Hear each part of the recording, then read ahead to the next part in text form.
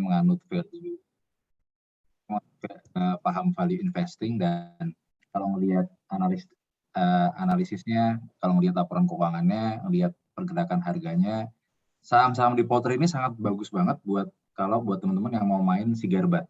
Sigarbat itu main atau investasi saham beli ketika harganya turun dan laporan keuangan lagi turun karena dia cyclical, dan jual ketika laporan keuangan sedang bagus atau profitnya memang lagi bagus karena harganya pun akan ngikut. Jadi Poltri ini bisa jadi salah satu sektor yang bisa teman-teman consider buat kalau mau investasi di saham dengan cara Sigarbat. Tapi key point-nya pada acara kita hari ini adalah sebenarnya kumpul-kumpul, getting to know each other lagi, teman-teman.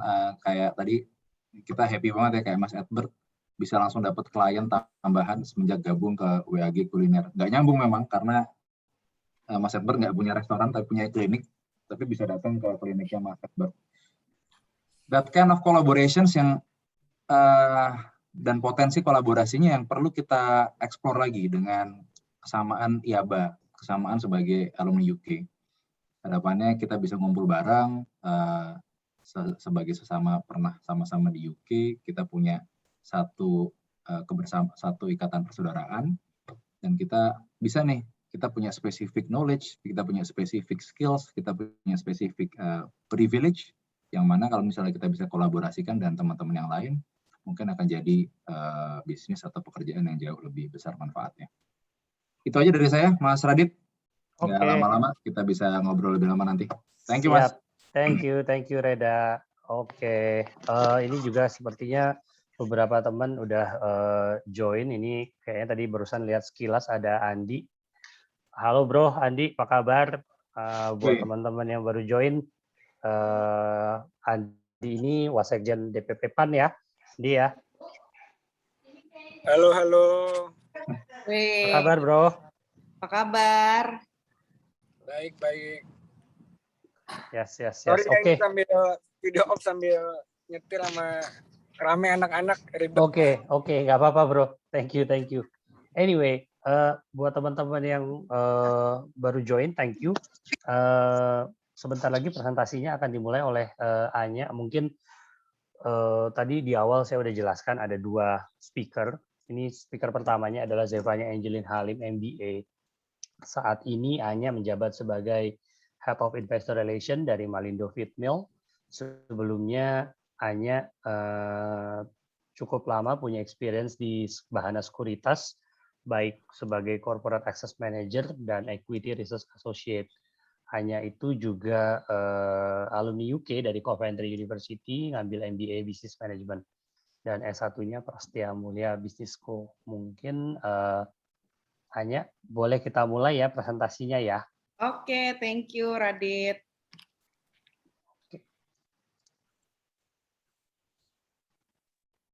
Silakan. Oke guys, welcome to our webinar. Kita mau jelasin kenapa sih investasi di sektor poultry gitu. Poultry itu atau sektor unggas itu adalah sektor yang sangat-sangat menarik. Kenapa? Pertama, Indonesia itu kan sebagai negara dengan populasi muslim terbesar di dunia. Jadi udah pasti adalah chicken eater ya. Jadi populasi yang makan ayamnya banyak sekali gitu. Kalau dilihat dari sini datanya nomor 1 ya, the largest Muslim populations in the world. Kemudian next-nya, Dit. Selain itu juga ayam itu adalah one of the most paling murah, sumber protein yang paling murah setelah telur. Gitu. Itu di Indonesia seperti itu keadaannya. Ini chicken boiler ya yang dimaksud ya. Jadi chicken boiler itu lebih murah di Indonesia. Kemudian juga next-nya, selain itu kalau kita lihat dari tingkat konsumsi daging ayam per kapitanya, kalau kita bandingin chicken consumption Indonesia dibandingin dengan negara-negara Southeast Asia lainnya, itu Indonesia masih rendah banget gitu, di angka 10,5 kg per kapita. Gitu. Jadi potensinya masih tinggi sekali di Indonesia. Sedangkan kalau dibandingkan dengan negara tetangga kita, Malaysia itu udah 46 ya, 46 kg per kapita. Itu di atas 40 kg per kapita udah mature dianggapnya ya. 46 kg per kapita itu dianggap mature. Selain itu juga yang 40-an itu tuh bangsanya US, Europe itu juga banyak yang udah mature. Artinya apa kalau udah mature? Artinya adalah upside-nya nggak terlalu banyak lagi gitu. Jadi marginnya udah nggak terlalu tebal lagi lah kalau udah mature ya. Sedangkan kalau yang belum mature masih jauh tertinggal seperti Indonesia ini masih tinggi banget upside-nya. Kemudian next-nya. Oke, ini juga pertumbuhan penduduk kelas menengah ke bawah menjadi kelas menengah dan menengah ke atas itu penting banget buat sektor poultry. Kenapa penting banget?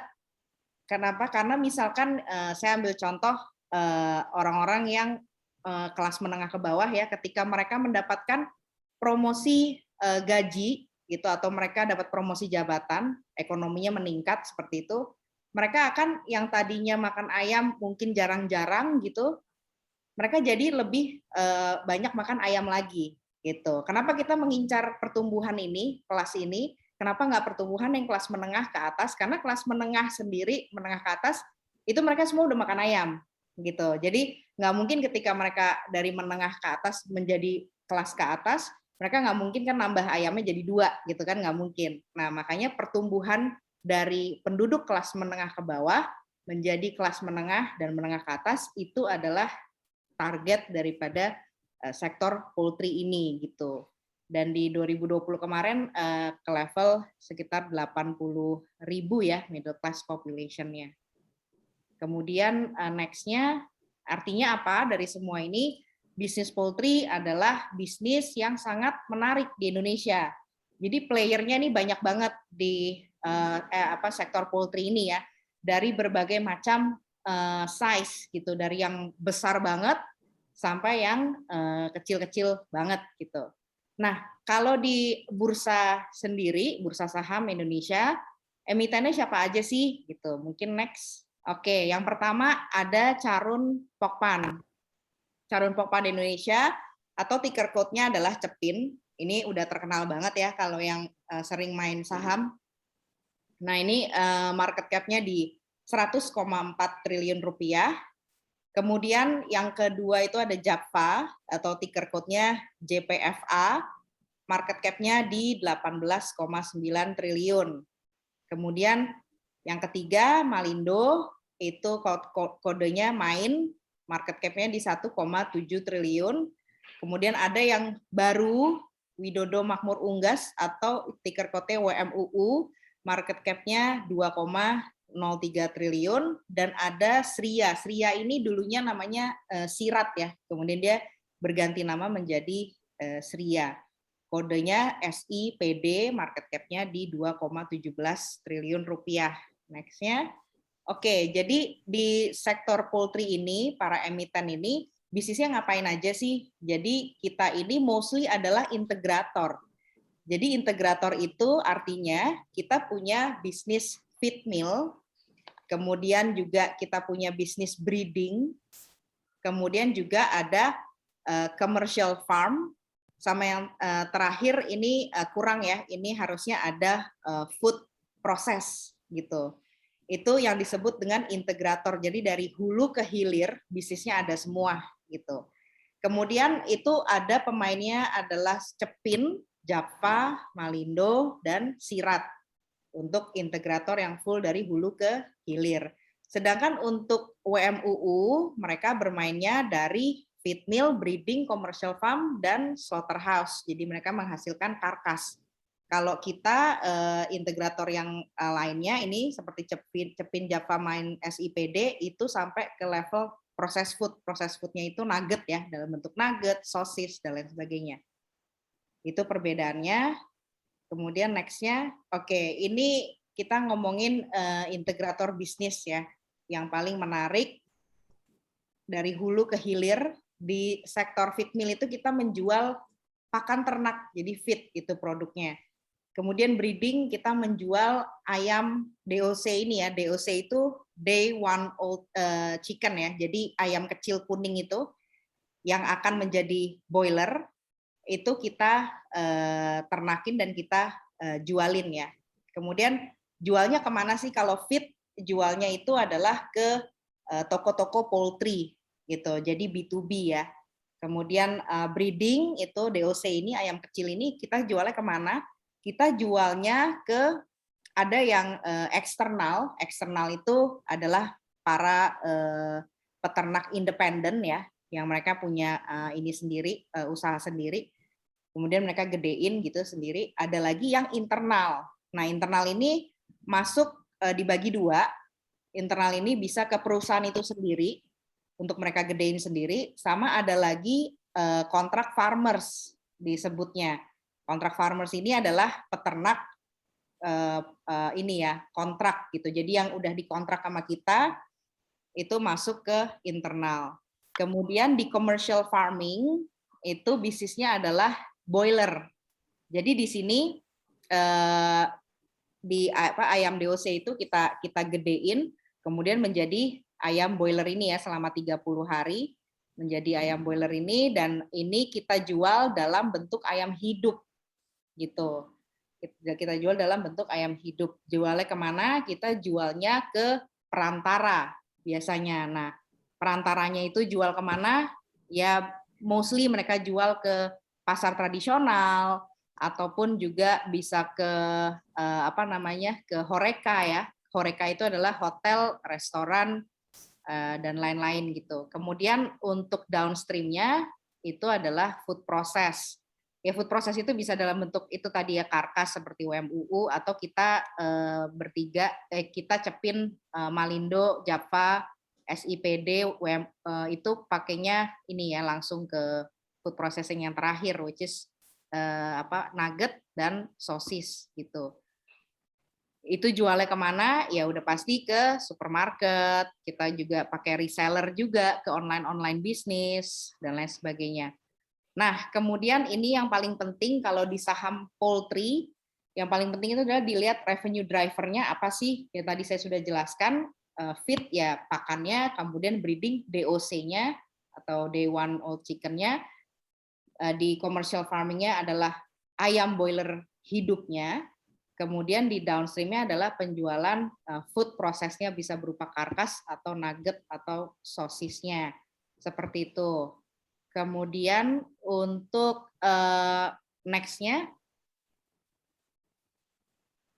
nah ini cost driver-nya untuk bagian feed mill, ini kita lagi ngeliatin bagian feed mill ya, untuk pakan ternak, cost pakan itu,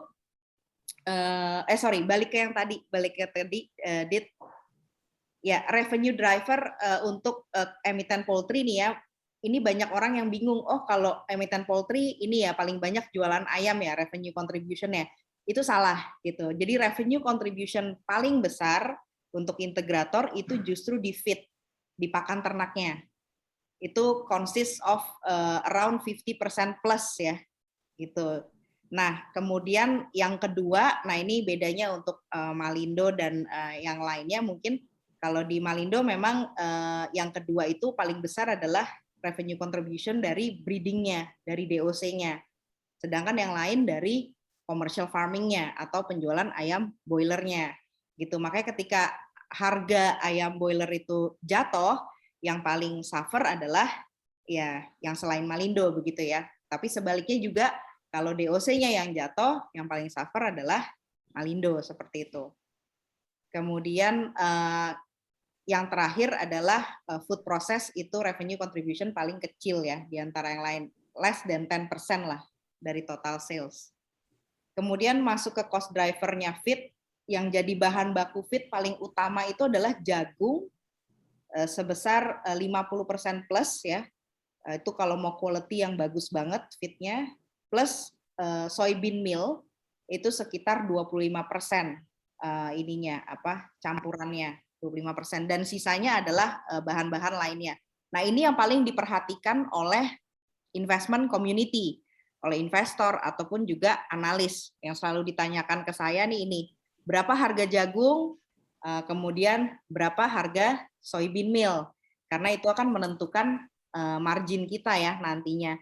Nah, di cost driver ini untuk informasi, jagung ini kita ambil dari lokal, dari petani lokal. Kemudian untuk soybean meal kita impor, jadi dalam bentuk US dollar, seperti itu. Kemudian next-nya, oke, berikutnya adalah cost driver untuk segmen breeding atau DOC ya. Ya udah pasti inilah feed-nya ini yang menjadi cost-nya breeding farm ya. Karena dia sudah mulai makan kan untuk pertumbuhan. Kemudian next-nya untuk boiler juga seperti itu. Tadi sama DOC juga termasuk vitamin-vitaminnya juga ya, tapi itu mungkin less than 5% lah cost-nya. Gitu. Jadi mungkin kalau harga feed-nya naik, itu agak tertekan juga mungkin ya untuk EBIT marginnya si boiler dan DOC gitu. Kemudian strateginya juga ya gimana kalau misalnya harga feed itu lagi tertekan karena raw materialnya naik, misalnya harga jagungnya naik atau harga soybean-nya naik, itu strategi kita adalah dengan melakukan kenaikan harga ya di harga jual feed kita. Tapi kita tidak bisa langsung pass on 100% nih gitu kenaikan cost-nya. Kita cuma bisa naikin sedikit-sedikit. Kenapa? Karena kita untuk menjaga customer kita supaya nggak teriak gitu. Jadi kita harus naikin selling price kita, feed kita sedikit-sedikit gitu. Itu strateginya kita ya.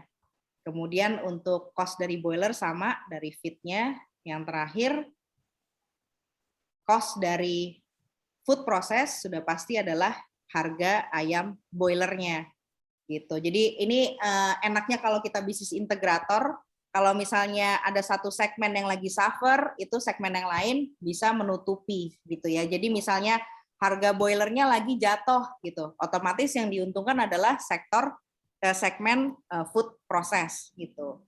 Jadi itu enaknya integrator. Kemudian oke, kenapa harga ayam itu fluktuatif? Ini pertanyaan yang paling sering banget ditanyain.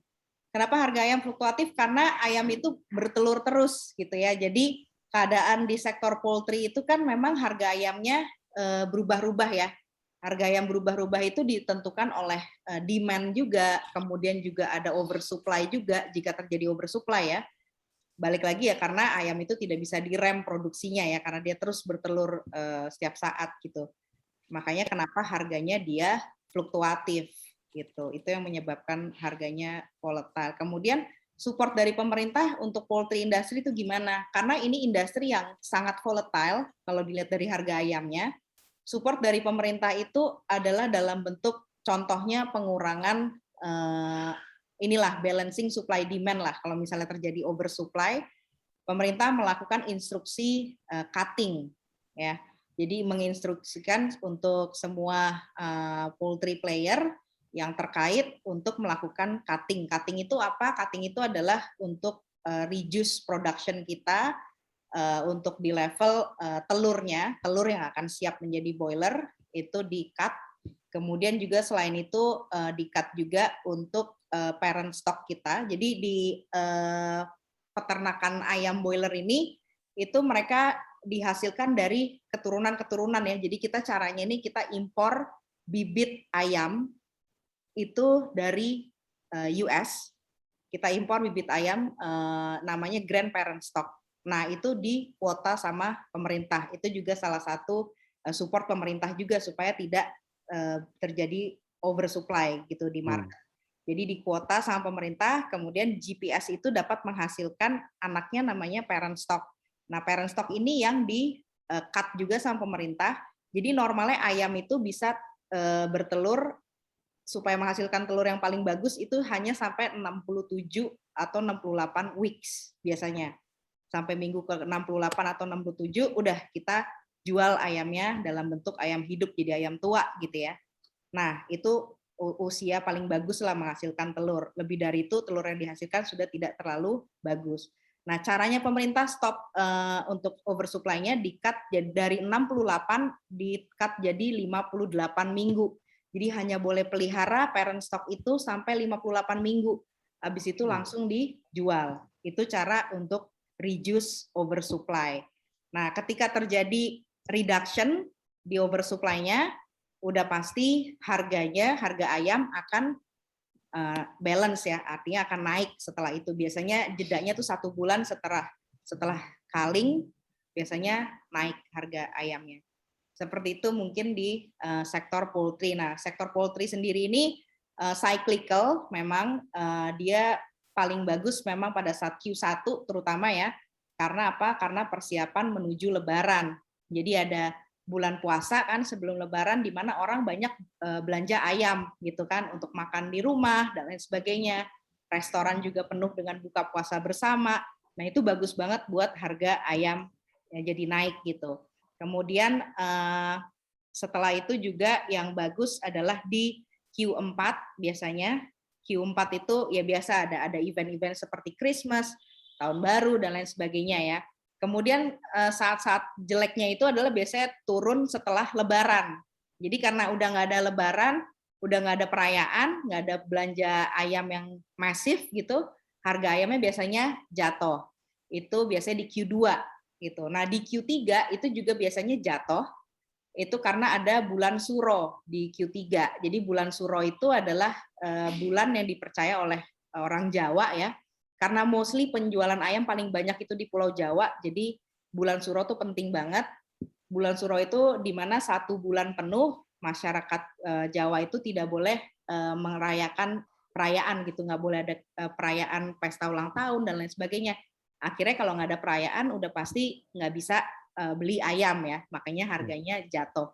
Cuma apa yang terjadi sekarang? Yang terjadi sekarang cukup anomali karena didukung oleh cutting dari pemerintah, instruksi cutting dari pemerintah yang terjadi hampir tiap bulan.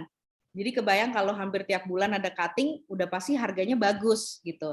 Padahal sekarang Q3 harusnya bulan Suro udah mulai turun, tapi yang terjadi malah sebaliknya, malah naik gitu. Kemudian faktor yang berikutnya juga ya nanti kita lihat ya Q3 ini gimana, tapi dengan PPKM mall dibuka, kemudian juga pasar tradisional dibuka, itu menjadi faktor penting juga untuk di Q3 kita hopefully bisa lebih bagus dari Q2 gitu.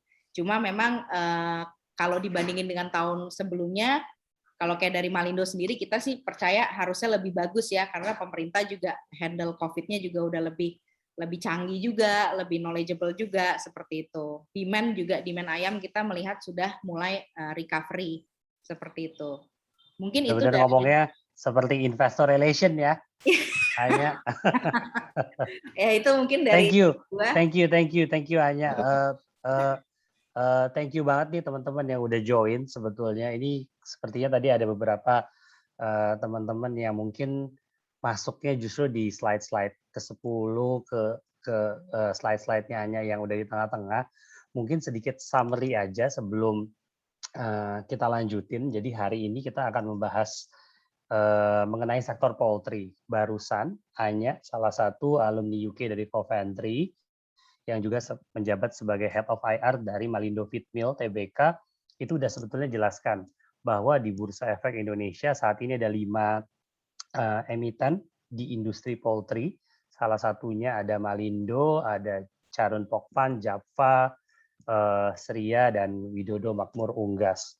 Tadi juga Anya udah kasih tahu bahwa sebetulnya tadinya kan kita kira kalau industri unggas ini jualan paling banyak dari chicken nugget. Ternyata enggak. Tadi Anya udah kasih tahu, sebetulnya 50% tuh datang dari pakan ternak, alias makanan-makanan ayam, makanan-makanan yang hewan gitu. Dan sekitar 30 sampai dengan 35% itu datang dari ayam yang kecil-kecil yang budidaya, termasuk ayam yang besar-besar.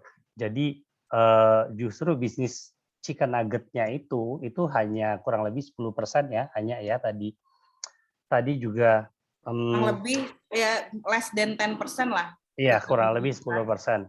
Berarti kalau bisnis utama 50%-nya datang dari pakan ternak, berarti secara biaya paling banyak dari biaya pembuatan pakan ternak, yaitu ya jagung dan kedelai. Jadi ternyata ujung-ujungnya kalau mau liatin investasi di sektor poultry, mau nggak mau harus liatin harga jagung juga ya.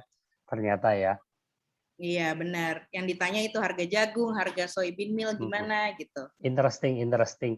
Oke, mungkin sebelum mulai ke speaker kedua,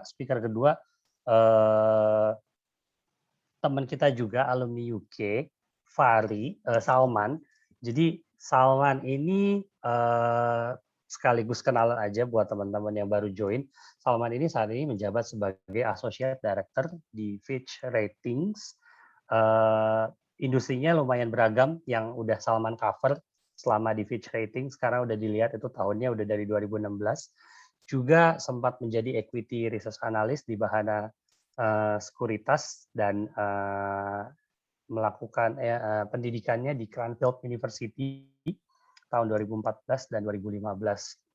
Tapi boleh nggak ya sebelum kita mulai nih kalau teman-teman bisa mungkin ini kan ada beberapa teman-teman yang baru lihat nih, boleh nggak ya kenalan satu persatu gitu, kalau boleh buka videonya dibuka nih, mungkin dari gua dulu ya karena kan gue juga kebetulan temennya Salman dan juga temennya Anya. Jadi buat teman-teman yang baru join, kenalin gue Raditya Imanza, alumni Northumbria University, saat ini menjabat sebagai Co-Head ETF dan Fund Advisory Division di Indo Premier Sekuritas.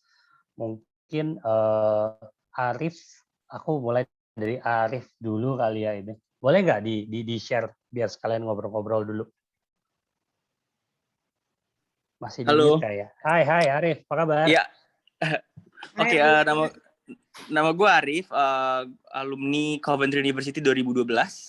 Sekarang saat ini lagi jadi University Rep untuk Coventry University di Indonesia. Interesting. Ya. Salam kenal Arif. Thank you bro udah join. Thank you. Salam kenal. Edward boleh nggak share join lagi, kenalan lagi? Apa Edward lagi ada tamu ya mungkin ya? Oke, kalau Edward lagi ada tamu, mungkin Aji, Banu Aji, boleh? Oke, thank you, Dit. Oke, teman-teman, nama gue Aji, alumni Northumbria 2012. Saat ini gue bertugas di OJK di bagian internal auditnya. Thank you. Thank you, Aji. Aji ini OJK internal audit, guys. Jadi, if anything related regulation, he's the guy, basically. Thank you Aji. Mbak Metri, boleh Mbak kenalan sama teman-teman lain?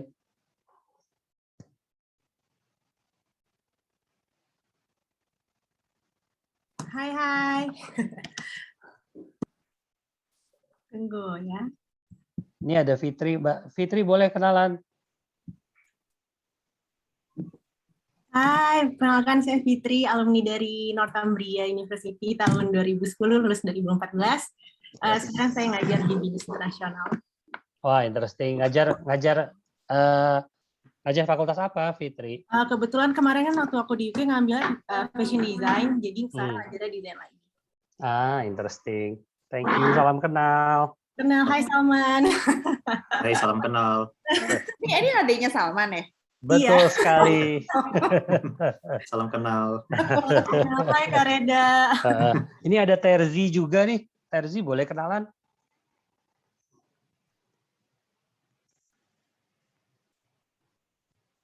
Terzi kayaknya lagi MIA. Ini ada Mas Dani, ada Aurel. Aurel, boleh bro? Kenalan?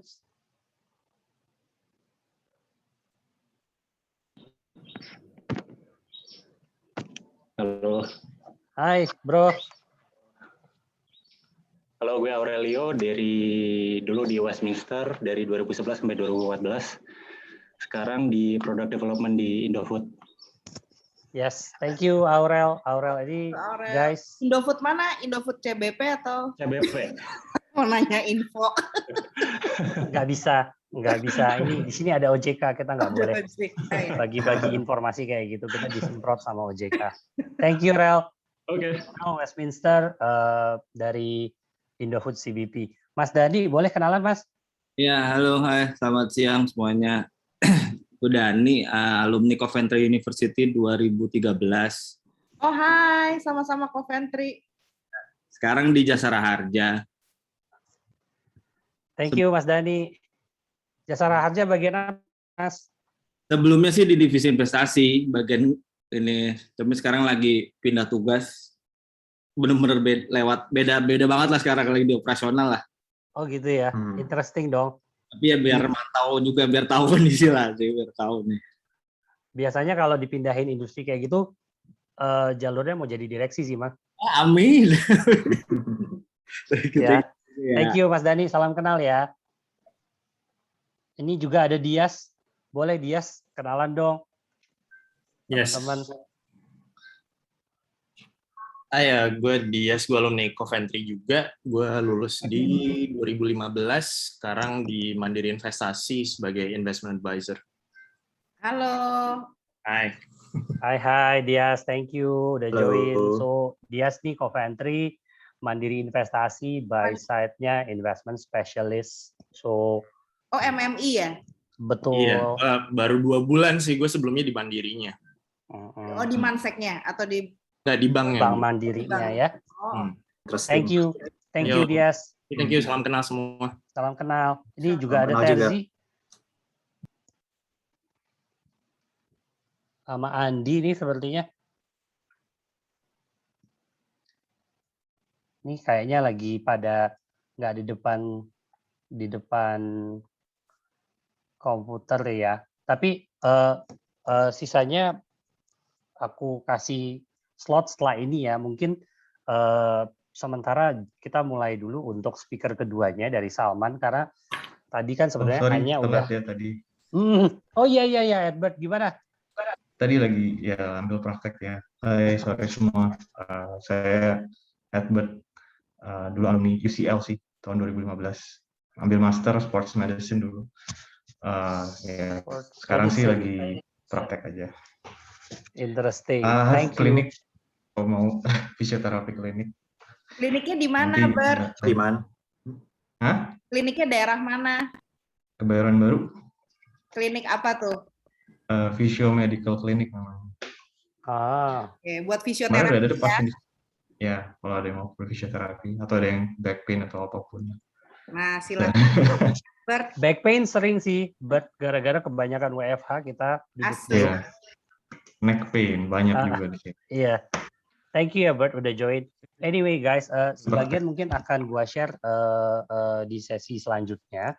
Cuma kan tadi Anya udah kasih tahu secara industri poultry itu seperti apa. Mungkin kita sebagai investor atau mungkin kalau mau lihat-lihat atau mau berinvestasi, mungkin perlu tahu juga resiko. Nah, makanya ini ada Salman sebagai Associate Director Fitch. Mungkin Salman bisa kasih sedikit view ya, Man ya. Oke, Dit. Yes. Oke, aku silakan Man. Oke, so ya selamat siang semuanya. Salam kenal. Jadi ya gue Salman dari Cranfield University 2014-2015. Jadi emang mau jelasin seperti yang tadi Radit bilang kan. Jadi apalagi di saat pandemi ya, ini sangat penting untuk kita tahu apa sih resiko untuk investasi semasa pandemi. Gak cuma di poultry industri aja, tapi sebenarnya di semua industri yang ujung-ujungnya nanti kita coba summarize untuk bisa mendapatkan gimana sih outlook poultry industri untuk kedepannya, dan ujung-ujungnya kan berdampak ke harga saham. Jadi boleh Dit berikutnya. Jadi jadi presentasi kali ini sebenarnya bukan ini ya, bukan kayak tips untuk invest di saham mana, karena secara compliance gue nggak boleh untuk invest di saham, tapi ini lebih kayak sharing aja sebenarnya risk apa sih yang penting, karena mungkin kalau sebagai investor ya, investor saham, mungkin kalau saya lihat kan mungkin orang mikirnya selalu net profit gitu. Padahal kalau selama pandemi kan mungkin kita juga harus mengerti apa aja sih sebenarnya yang bisa mempengaruhi net profit itu, bisa naik atau turun, atau dalam jangka menengah apakah net profit itu akan naik atau turun juga gitu. Jadi kalau saya lihat sih itu ada kayak 4 indikator yang penting yang biasa kita lihat juga, yang kita harus mengerti sebelum masuk ke sebuah investasi, apalagi kalau mau jangka panjang. Jadi pertama itu kalau saya lihat sih dari industri trend dulu ya. Jadi gimana sih performance suatu company itu sebelum pandemi dan juga ketika pandemi dan juga di tahun 2021 ketika apakah recovery-nya itu sudah cukup baik apa belum, dan juga recovery period itu nanti juga bisa terlihat dari situ kira-kira perusahaan itu perlu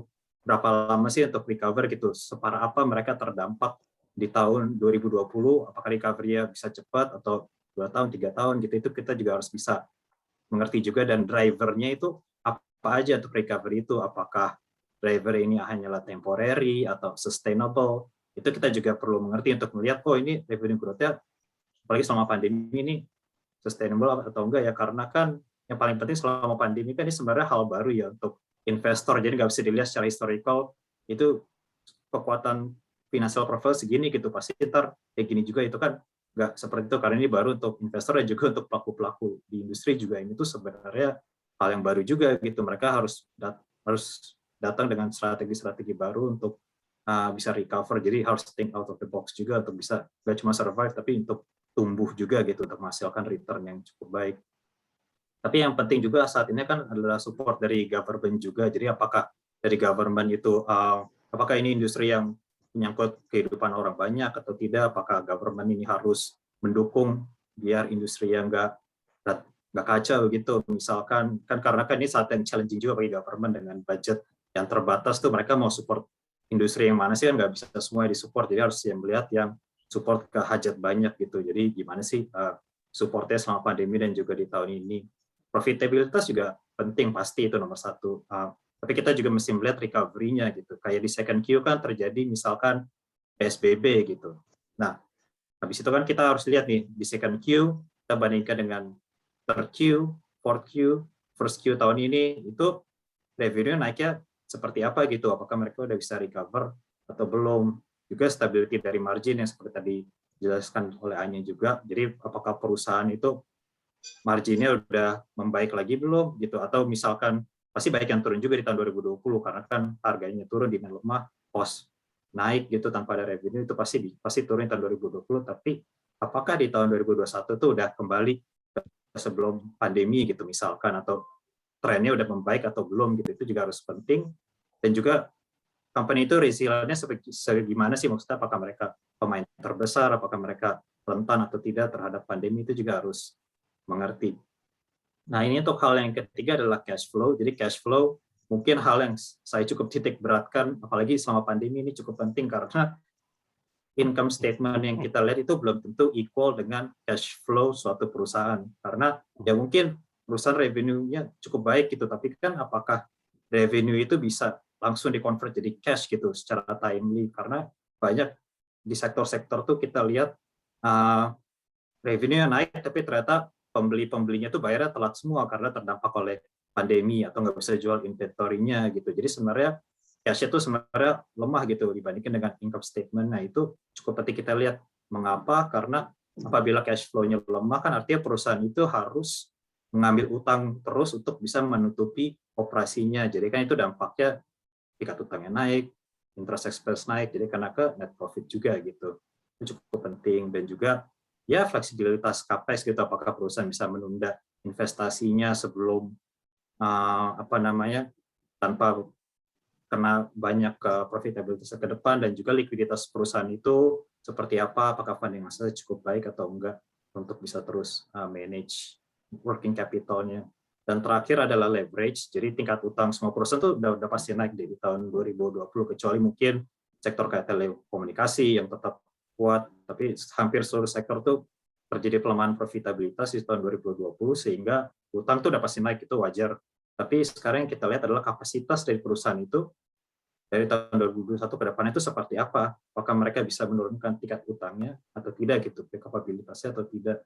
Dan juga apa yang paling penting yang saat ini adalah yang mungkin nggak tergambar di income statement atau net profit adalah short term refinancing risk. Jadi banyak sebenarnya perusahaan yang dalam 12 bulan ke depan itu ada utang yang jatuh tempo cukup tinggi, tapi sebenarnya mereka cash flow-nya nggak kuat untuk bayar. Jadi sebenarnya nggak kelihatan di income statement, tapi sebenarnya default itu gawat gitu. Contohnya kayak beberapa perusahaan tekstil gitu, misalnya saya bisa kasih tahu, itu income statement naik terus, tapi sebenarnya cash-nya nggak ada, jadi mereka baik yang default juga. saat ini gitu. Jadi itu yang menurut saya indikasi yang penting gitu. Nah, sekarang kan kita lagi bahas poultry nih, jadi ya mungkin ini bisa kita translate gimana sih kalau ke poultry gitu. Jadi mungkin bisa next slide itu. Jadi saya cuma mau bahas ini aja ya, cuma mau lihat trennya aja, jadi nggak usah terlalu dalam juga. Jadi intinya kan di poultry ini kan seperti yang bilang kan, ini sebenarnya prospeknya cukup baik karena kan demand-nya juga cukup kuat karena kan ini protein yang utama di Indonesia. Jadi bisa dilihat tuh di kita lihat trennya aja tuh di 2021 tuh sebenarnya udah naiknya cukup tinggi dari sisi revenue, dari sisi EBITDA, dari sisi net profit pun udah positif semua di tahun 2021, bahkan lebih kuat daripada di tahun 2020. Nah, sekarang pertanyaannya adalah mengapa ini bisa naik kenceng gitu? Apakah sustainable atau enggak sih, atau cuma one off gitu? Nah, seperti yang hanya cerita juga tadi, ternyata kan kenaikan profitabilitas ini kan karena support dari government juga gitu untuk dari sisi culling programnya. Jadi sebenarnya oversupply itu masih terjadi di sektor poultry. Jadi oversupply kan harga ayam itu pasti turun juga, jadi banyak yang terdampak. Nah, oleh karena itu bisa dilihat tuh saat tren revenue nama EBITDA growth naik itu lebih karena ya pemerintah bantu culling programnya, jadi harga itu udah membaik gitu. Jadi ini sebenarnya merefleksikan juga stabilitas harga ayam di pasar itu udah cukup baik lah dibandingkan dengan tahun sebelumnya. Oleh karena itu mengapa net profit dan semua profitabilitas cash flow-nya juga membaik di tahun 2021. Nah, jadi mungkin bisa next slide. Yap, jadi kan sebenarnya sekarang kalau bisa bertumbuh, apakah bisa menjaga margin juga gitu? Karena kan margin juga penting gitu. Maksudnya apa gunanya revenue naik baik, tapi ternyata cost-nya nggak bisa diatur juga, ujung-ujungnya ya nggak berdampak ke net profit dan cash flow juga. Tapi kalau kita lihat untuk poultry sendiri di tahun 2021 tuh kalau dibandingkan chart-nya itu sebenarnya udah jauh lebih baik dibandingkan tahun 2020 gitu. Ini juga sebenarnya indikator yang baik juga untuk sektor, artinya sektornya sebenarnya lagi recover. Ya pertama lagi-lagi karena bantuan dari pemerintah, jadi harga ayam lebih stabil. Tapi kedua juga yang seperti hanya udah jelasin tadi, sebenarnya company poultry itu bukan cuma jual ayam gitu. Kalau cuma jual ayam ya seperti jual komoditas gitu. Misalnya harga ayam lagi turun, ya mereka juga nggak punya power untuk naikin karena harus ikutin harga market. Tapi kan 50% lebih kan pakan ternak kan, feed mill. Jadi ya mereka kalau harga bahan baku yang naik, mereka juga walaupun nggak seluruhnya secara gradual, tapi mereka punya kemampuan untuk naikin harga juga gitu. Jadi itu adalah margin yang naik itu sebenarnya gabungan dari yaitu harga yang lebih stabil dan juga cost efficiency yang juga lebih baik gitu, sehingga bisa dilihat net marginnya pun yang penting bagi investor saham, net margin kan itu udah jauh lebih membaik di tahun 2021 untuk ketiga perusahaan ini ya, yang saya kenapa ambil 3 perusahaan ini karena ini yang market share mungkin 70-80%, jadi ini bisa merefleksikan industrinya. Ya, seperti itu sih. Nah, jadi dari margin oke, income statement juga oke kan. Sekarang next slide. Thank you. Jadi kan kita sekarang juga harus lihat dari cash flow suatu perusahaan itu sendiri gitu. Jadi kalau kita lihat kan, dari 3 perusahaan ini, ini cash flow from operation-nya cukup baik nih, positif gitu. Walaupun ya kayak yang hanya bilang semua cyclical ya sepanjang tahun. Jadi kalau kita breakdown lagi sebenarnya kayak di beberapa quarter kadang-kadang cash flow negatif karena mungkin mereka harus beli harga ayam lagi turun atau bahan baku lagi naik, mereka harus borong segala macam gitu. Jadi cash flow-nya ada 1 quarter, 2 quarter yang mungkin berat, tapi Indian 3 perusahaan ini tuh positif cash flow lah from operation-nya. Jadi ini artinya apa? Artinya adalah ya mereka bisa lumayan lah sustain their business selama pandemi dengan cash yang mereka generate sendiri gitu. Saya bisa kasih contoh di sektor lain kayak misalkan properti atau infrastruktur gitu. Itu mungkin beberapa cash flow itu negatif, jadi mereka harus terus cari utang untuk bisa cover their operations gitu. Oleh karena itu mungkin leverage-nya bisa naik terus gitu. Tapi kalau di poultry ya ini gali lubang tutup lubang ya berarti ya mereka. Betul. Jadi ada yang udah mau mature harus diambil lagi. Tapi kalau sekali mereka berhenti utang ya karena cash flow negatif ya cash mereka jadi kayak burn cash ya harus berkurang terus gitu. Jadi itu sih. Jadi ini buktinya kalau ya poultry company itu bisa manage their working capital lah gitu dari sisi inventory atau pembayaran dari customer atau bayar supplier. Itu mereka lumayan stable lah dan mereka juga bisa scale back expansion capex mereka juga gitu. Jadi kayak kemarin gue ngobrol sama Anya juga, gue lihat dari Java itu kayak mereka menunda beberapa investasinya juga tahun ini ekspansinya karena ya ingin tunggu sampai sektor recover, tapi ya mereka memang punya fleksibilitas untuk itu karena kan ya profilnya udah cukup kuat dan nggak akan damage their profitability juga ke depannya karena kan emang lagi recover juga, dan funding access ya mereka juga oke gitu dari ke bank atau issue bonds gitu kayak Java gitu, itu ini sebenarnya penting juga untuk mereka bisa sustain their business during the pandemic gitu. Tapi ya mungkin bisa di-highlight juga ini sebenarnya kan 3 company besar di market ya. Jadi secara cash flow ya mereka kuat, mereka juga punya power juga untuk naikin harga atau untuk borong inventory biar kalau naik turun harga bahan baku mereka bisa lebih terproteksi. Tapi mungkin untuk smaller player mungkin agak lebih susah ya, karena mungkin untuk pemain-pemain kecil yang cash flow-nya lebih agak susah gitu ya mungkin ya kalau cash flow lagi negatif atau harga ayam turun ya mereka mungkin lebih terpressure juga gitu. Dan gue ngobrol sama Anya kemarin juga emang banyak yang belum tikar juga sebenarnya untuk pemain kecil, walaupun ya ujung-ujungnya yang benefit ya 3 company ini juga karena pada belum tikar. Tapi ya itu sih untuk mengapa ya investasi bagus ya di 3 ini, karena ini memang mempunyai cash flow yang kuat untuk gak cuma tumbuh tapi survive during the pandemic lah gitu. Untuk itu sih yang penting saat ini kan ya survive dulu, dan tumbuhnya mungkin lebih ke gradual, semua sektor pasti seperti itulah sebagian besar. Nah mungkin slide yang terakhir Dit. Nah yang terakhir kan sebenarnya juga leverage dari company, tingkat utang gitu kan, ini juga cukup penting karena kalau utangnya tinggi ya artinya kan beban bunga tambah tinggi, ya net profit juga kena, dan ada risk juga mereka bisa bayar utang atau enggak gitu di saat pandemi yang cash flow-nya mungkin lagi naik turun gitu untuk semua sektor. Nah, artinya kan sebenarnya bisa menurunkan tingkat utang kan semua tergantung dari recovery sektor itu sendiri kan. Jadi dengan dari sektor itu sendiri, jadi bisa dilihat di first quarter 2021 semua leverage itu tingkat utang itu menurun. Jadi ini satu indikator yang baik ya, karena ini menandakan satu profitabilitas perusahaan lagi meningkat, kedua juga emang secara operasional juga lagi industri itu lagi recover juga gitu. Jadi profitabilitas industri juga recover, itu bagus gitu. Tapi memang seperti yang kita highlight tadi, ini juga kecepatan mereka bisa menurunkan tingkat utang itu juga tergantung dari bantuan dari pemerintah ya, karena kan sebenarnya kan lagi oversupply keadaannya. Jadi kalau pemerintah mungkin suatu saat stop callingnya gitu di saat lagi PPKM misalnya, atau saat demand lagi lemah, karena kan PPKM kan yang mungkin kayak Anya bilang kan banyak sebenarnya yang ke jualan ke pasar tradisional gitu. Kalau PPKM kan mungkin jadi agak terhambat bisnisnya, jadi pembelian agak berkurang, walaupun sekarang kan udah mulai dibuka lagi, jadi ya good news for poultry company. Jadi sebenarnya tergantung dari bantuan pemerintah juga, dan juga gimana perusahaan itu bisa balance between dia punya cash, strategi untuk expansion sama recovery-nya gitu. Karena kan perusahaan pasti ingin recovery dong, ingin ekspansi juga di saat, jadi kalau misalkan ya industri ya kembali menguat lagi, dia udah di posisi yang bagus gitu. Tapi ya emang harus hati-hati,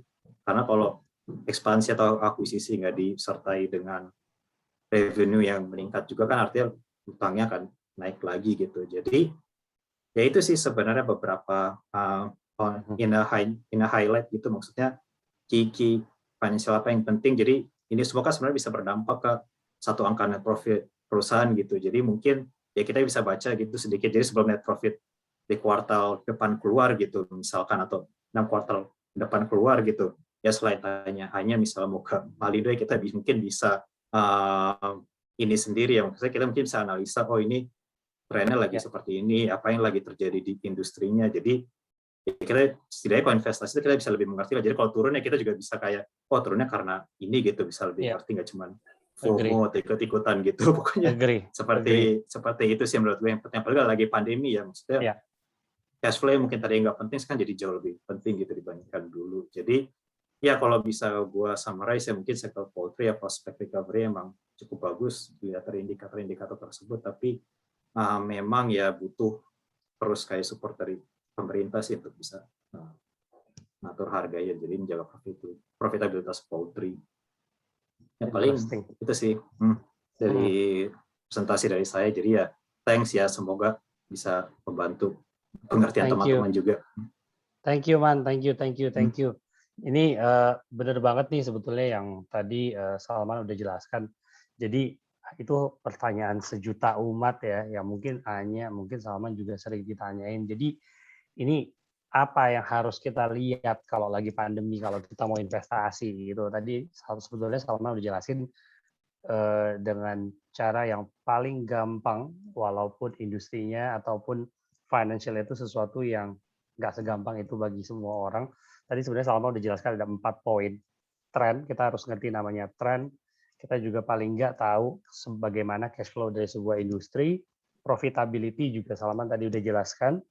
Dan leverage, yaitu kemampuan ya bagaimana si industri ataupun emiten di Bursa Efek Indonesia, dalam hal ini industrinya Unggas, mampu mengurangi atau kapasitas untuk deleverage-nya seperti apa. Mungkin kalau ada yang mau tanya, boleh langsung langsung di-unmute aja. In the meantime, boleh kali ya, sambil nunggu ada yang mau nanya, boleh kenalan lagi nih untuk teman-teman. Ini sepertinya tadi saya nggak sempat. Ini ada Mas Iqbal nih. Mas Iqbal, apa kabar? Boleh kenalan, Mas? Ke teman-teman yang lain. Halo semua. Halo Mas Iqbal, apa kabar? Oh, baik. Waduh. Ya saya Iqbal, angkatan lulus 2010, 2012, dari 2010, ngambil master di Environmental Management di Universitas Hertfordshire. Hertfordshire ya. Thank you Ya. Mas Iqbal udah join. Mas Ya. Iqbal sekarang di kesibukannya apa, Mas? Oh, saya di Girumbia, itu energy efficiency dan sustainability firm. Interesting. Ya, jadi tukang direksi lah. Ya. Jadi environmental, social, governance related ya? ESG related. Lebih ke energi efisiensi sih. Contoh misalnya PT Malindo ya mau buka pabrik baru, nah terus kita bisa desainkan secara green, kemudian bisa qualify untuk financing dengan bunga yang sangat rendah, mungkin di bawah 3% bunganya, flat. Interesting. Menarik. Thank you Mas Iqbal, thank you udah join. Thank you Mas Iqbal. Thank you. Buat teman-teman, ESG environmental itu kan it's a thing ya untuk kita lately, especially di Indonesia. Jadi ada Mas Iqbal juga, ya feel free aja nih kalau ada yang mau untuk japri dan segala macam. Ini sepertinya ada siapa lagi nih? Ada Kevin Wijaya. Apa kabar, Bro? Halo semua. Baik. Semoga semua sehat ya. Yes. Gue Kevin, berangkat 2010 ya kayaknya, 2008 atau 2010, udah lama lah. Lulus 2016 Cambridge University, Chemical Engineering. Kemudian sekarang aktif di industri tepung terigu di bawah PT Serestar Flour Mills.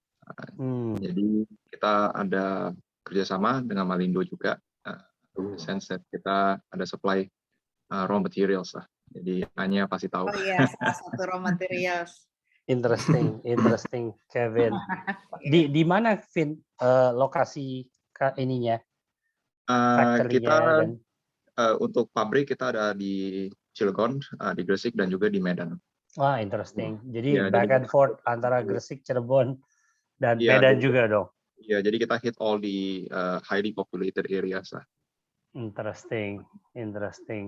Thank you ya udah join, Vin. Thank you juga. Thank you. Ada lagi teman-teman yang mau voluntarily? Sepertinya ini ada beberapa. Mas Diki, boleh kenalan, Mas? Mas Diki Parengkuan, kenalan dong. Mana nih orangnya? Diki. Nih, atau ada mungkin yang mau tanya-tanya untuk industri poultry? Ada yang mau nanya-nanya? Salman ataupun ke Anya? Saya mau tanya, saya Kevin. Untuk ke Anya dulu mungkin. Sorry tadi agak miss presentation-nya, tapi maybe udah dibahas juga. Tapi my question is, Indonesian government kan sekarang kan support banget ya untuk pertanian jagung. Dan jagung-jagung di Indonesia itu majority itu kan sebenarnya jual untuk poultry industry. Jadi pertanyaan dari saya adalah apakah harga corn itu sebenarnya local corn ya, Indonesian corn itu berpengaruh terhadap profitability atau tren lah di industri poultry itu sendiri. Jelas ya, jelas itu. Thank you nih pertanyaannya, Kevin. Jelas itu corn sangat berpengaruh juga di industri kita. Kayak sekarang ini kan harganya lagi cukup tinggi ya, corn. Kalau kita bandingkan dengan tahun lalu, makanya kenapa margin kita agak lebih turun nih untuk second Q kan. Ini kita ngomongin Malindo ya. Second Q lebih turun dibanding first Q. Kenapa? Karena memang harga corn-nya dan juga soybean meal-nya memang lagi tinggi gitu. Balik lagi kenapa corn penting, karena raw material dari feed itu 50% atau even more, 60% ya, itu menggunakan corn. Itu untuk menghasilkan kualitas pakan ternak ayam yang sangat bagus. Seperti itu. Udah cukup menjawab belum, Kevin?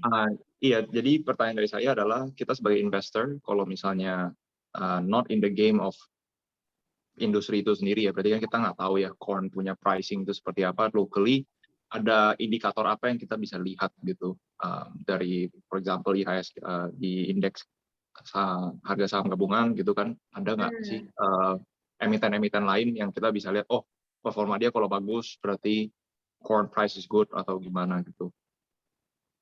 Gue sih kalau ngelihat itu kayak nggak ada ya kalau untuk corn, karena kan kita belinya lokal. Dulu sih kayaknya analis-analis banyak yang nanya ke salah satu emiten, kalau nggak salah produsen jagung ya. Cuma kayaknya sekarang udah jarang juga yang nanya ke sana. Tapi kalau mau nanya-nanya harga jagung itu berapa sih sekarang gitu kan, mungkin bisa nanya-nanya ke gua sebagai investor relations Malindo, bisa chat aja WA berapa sih harga corn sekarang, nanti gua akan jawab gitu. Tapi kalau untuk soybean meal itu ini ya raw material kedua kita yang paling besar juga, itu bisa ngelihat di internet ya, atau kalau kalian punya Bloomberg bisa soybean meal gitu. Tapi kalau corn bisa nanya gue sih. Oke, thank you Anya. Thank you. Mungkin tambahan aja juga nih ke Kevin, mungkin kalau familiar ada satu perusahaan yang udah listing di Bursa Efek Indonesia namanya BC International. Itu dengan tikernya BISI, itu kan juga sebetulnya pure jualan jagung ya, tapi mungkin saya nggak tahu kalau sekarang apakah bisa merepresentasikan harga jagung secara industri, karena dia juga sebetulnya kan afiliasi dari grupnya Carun. Mungkin itu salah satu proxy aja, selain sebetulnya lebih gampang nanya ke Anya sih ketimbang nanya ke mereka. Tapi thank you Vin, very good questions. Any other questions guys, teman-teman? Ini ada Rizky. Rizky, apa kabar Rizky? Hoi Dit. Hey, apa kabar? Kenalan dong sama yang lain. Gue Rizky, gue alumni Newcastle 2014-2015, Subsea Engineering and Management. Sekarang kesibukannya jadi Business Development Manager di Lamudi Digital. I see. Lamudi itu property, yes? Property industry, betul. Jadi jauh ya sebenarnya. Interesting. Lamudi property startup toh? No, enggak ya? Startup, masukannya startup. Tapi sekarang kita udah nggak bilang kita startup lagi sih ya, karena udah punya kantor sendiri, udah bagus. Betul, alhamdulillah. Interesting ya. Sih, untungnya pada join hari ini banyak banget nih berbagai macam industri. Kita lihat ada properti, ada infrastructure dari Dani. Kalau mau ngobrolin soal fund, ada Dias juga mungkin. Ini ada Putra, Dwi Putra Widianto. Put, boleh Put kenalan ke teman-teman yang lain, Put.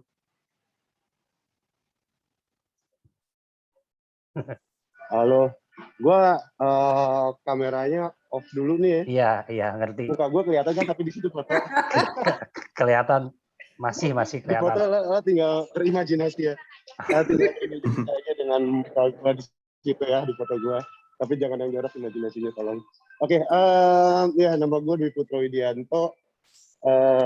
Coventry juga, lulusan Coventry 2012. Enggak, gue lulus 2013. Iya, 12. Oh, sampai lupa lulusnya. Iya, 2013 juga. Sekarang gue kerjaannya di Chartered Institute of Management Accountant, jadi kayak qualification professional dari UK juga. Kayak gitu, Bapak. Interesting. Thank you Terima Put. Tuh Diki mau kenalan tuh Diki. Oh ya, boleh Mas Diki, ada Mas Diki, ada Mbak Rida, ada Mbak Vivi juga nih. Mas Diki Oke, deh. sorry, kameranya belum on ya. Tadi habis meeting nih tadi. Ya perkenalkan, saya Diki Parengkuan, Kameranya lulusan. di-onin dulu Diki. Kameranya lagi rusak bentar. Habis meeting tadi. Ya perkenalkan, saya Diki Parengkuan, lulusan University of Exeter di tahun 2014. Ya, saat ini sebagai partner di perusahaan advisory firm PT Delta Alpha Capital, jadi itu corporate finance advisory. Gitu. Jadi kita ada offer M&A, tapi mostly di restructuring lah, especially during pandemi kan juga banyak yang perusahaan yang memang lagi stress and distress. Jadi we help a lot of our clients itu untuk debt restructuring and operational turnarounds. Jadi kayak gitu. Makin sibuk ya sama pandemi ya. Iya, lagi sibuk. Sibuk banget. Makanya banyak habis meeting juga gitu. Salam Interesting. kenal semuanya. Salam kenal Mas Diki. Ini Salam ada Mbak Vivi dan Mbak Rida juga, boleh kenalan mungkin teman-teman biar pada kenal.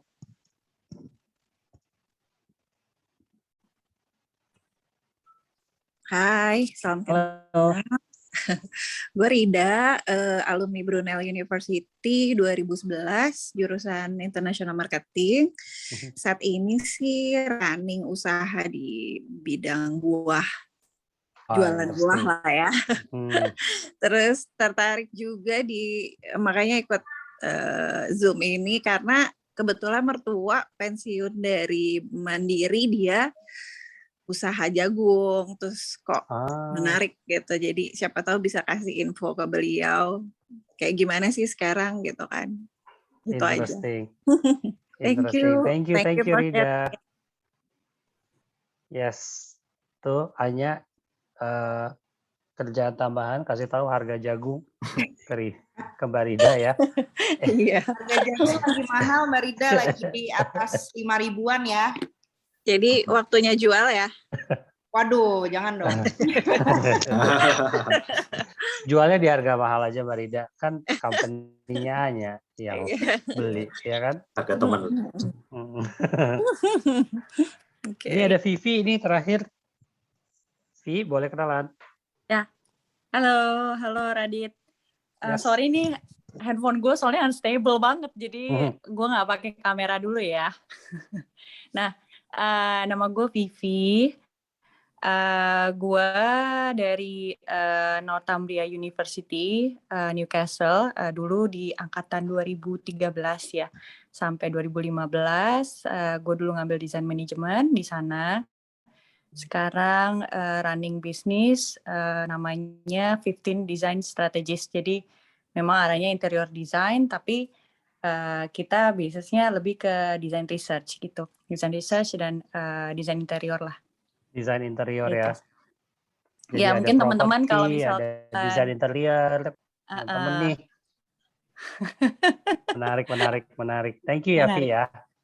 Thank you Dit. Ini ada juga Mbak, ada Sasmita nih. Boleh kenalan? Tadi kayaknya aku kelewatan. Halo. Hai. Salam kenal. Salam kenal. Halo, nama gue Mita, biasanya dipanggil Mita. Coventry University 2012-2013. Sekarang sibuk apa Mbak Mita? Sekarang gue kerja di perusahaan lokal kontraktor oil and gas di finance-nya. Di waktu yang bersamaan ngajar juga jadi dosen di universitas swasta. Fakultasnya ekonomi, ngajarnya ya nggak jauh-jauh dengan background pendidikan accounting and management. Interesting. Sama manajemen. Accounting and management. Accounting itu trik banget sih. Saya juga dulu S1-nya accounting soalnya Mbak Mita. Gitu, thank you ya udah join Mbak Mita. Feel free kalau ada pertanyaan ataupun yang related sama teman-teman, mungkin ada yang bisa match ataupun kolaborasi lain-lain, feel free aja. Gitu. Udah pada join grup-grup WA ya, mudah-mudahan. Ya sih. Udah ya, jadi feel free aja kontak itu. Ini mungkin terakhir Andi dan Adit, Dit, boleh Dit, baru join terakhir Dit. Ini Adityo ya? Boleh, yes. Oh, oke. Ya. Apa nih perkenalan ya? Sorry gue telat nih. Iya, perkenalan. Oke, nama gue Adityo Kusumari Bowo, biasa dipanggil Debs. Sekarang kerja di LRT Jakarta, alumni UK UCL 2019-2020. Interesting. LRT ya? LRT yang di Kelapa Gading nih gue. Jadi MRT, LRT Jakarta dan LRT Jabodebek tuh ternyata beda perusahaan masing-masing. Gitu. Ini yang di dekat Pacuan Kuda ya? Ya betul. Yang rutenya cuma dari Velodrome sampai Pegangsaan 2. Cuma 5,8 km fase pertamanya. Tapi ada fase lanjutan ya sepertinya ya? Rencananya ada fase lanjutan, mungkin nanti integrasi sampai di Manggarai atau di Tanah Abang. Interesting. Ini juga salah satu LRT ini juga sebetulnya kalau kayak investor, kalau ngobrol-ngobrol juga senang sekali ngelihat perkembangan ada LRT ini. Cuma memang sepertinya ada ya kena hit sama lah seperti industri poultry juga kena hit sama pandemi dan COVID. Betul. Tapi ekspektasinya cukup tinggi karena kalau lihat beritanya dan marketnya kan sebetulnya nanti akan fully integrate ya. Ya, nanti dari propertinya, dari iklan juga dapat revenue kan, dia nggak hanya dari ridership-nya aja. Betul. Interesting. Thank you udah join. Anyway, teman-teman, kalau nggak ada pertanyaan lebih lanjut, gue mau ingetin lagi untuk jangan lupa registrasi untuk mengikuti kegiatan rapat anggota IABA untuk pemilihan calon IABA untuk tahun 2021 sampai dengan 2024. Link registrasinya sepertinya udah di blast di beberapa grup, tapi feel free aja kalau memang nanti ada yang mau tanya-tanya ataupun yang lain-lain. Mudah-mudahan teman jangan lupa registrasi karena nanti untuk pemilihan calon ketuanya itu hanya bisa dilakukan oleh peserta yang terregister. Jadi pemilihannya itu sendiri akan ada di tanggal 25 September. Jadi ya mudah-mudahan semua register supaya 25 September bisa nyoblos, bisa memilih.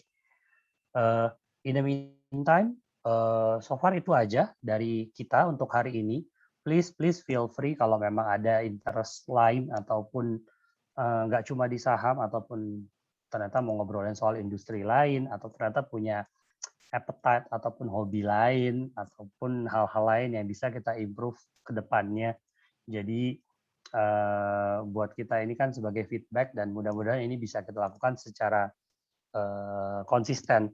Artinya nggak cuma membahas mengenai saham, nggak cuma membahas mengenai industri unggas, tapi juga kita bisa expand ke hal-hal positif yang lain yang mungkin bisa membantu teman-teman sesama alumni UK juga.